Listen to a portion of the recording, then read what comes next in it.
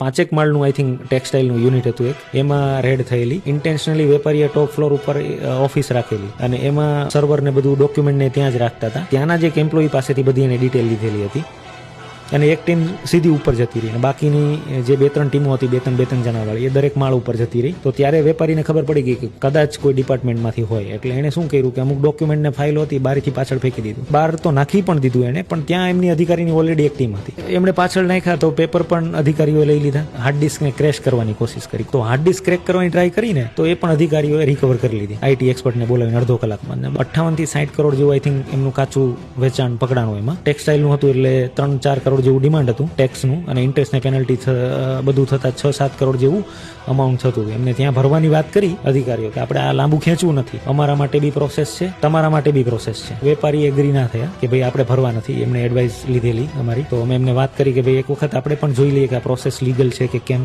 અને આગળ એમની પાસે શું પુરાવો છે એના આધારે આપણે આગળ કામ કરીએ. એટલે વેપારીએ ત્યાં ભરવાની ના પાડી, તો અધિકારીઓ મશીન સીઝ કરવાની વાત કરતા હતા. અમે અને વેપારીએ મતલબ વાત કરી કે ભાઈ આ મશીન તમે સીઝ નહીં કરી શકો, તમે કદાચ બીજી બધી વસ્તુઓ સીઝ કરો કે જે ચોપડે નથી, પણ મશીન તો પાકા બિલમાં આવ્યા છે અને એમાં કંઈ એવું વસ્તુ છે નહીં કે તમે સીઝ કરી શકો. તો એ લોકો રોકડા ઉપર આવ્યા. ત્યાં એમની પાસે 6-7 કરોડના રોકડા મળ્યા એમને. તો એ 6-7 કરોડના રોકડાનું એક્સપ્લેનેશન બિઝનેસમેન પ્રોપર નહીં આપી શક્યા, એટલે એ લોકો રોકડા સીઝ કરીને ગયા. તો એ રીતે રેડ પૂરી થઈ અને પછી 6 મહિના સુધી વેપારીઓને અમુક ડિટેલ માટે એ લોકોએ સમોન કરેલા કે ભાઈ તમે આ વસ્તુનું મેચિંગ કરાવો. એ રીતની આખી એ પ્રોસેસ પૂરી થઈ હતી અમારી રેડની. હેલો મિત્રો, આવી જ વધારે રીલ્સ જોવા માટે તમે અત્યારે જ આ પેજને ફોલો કરો.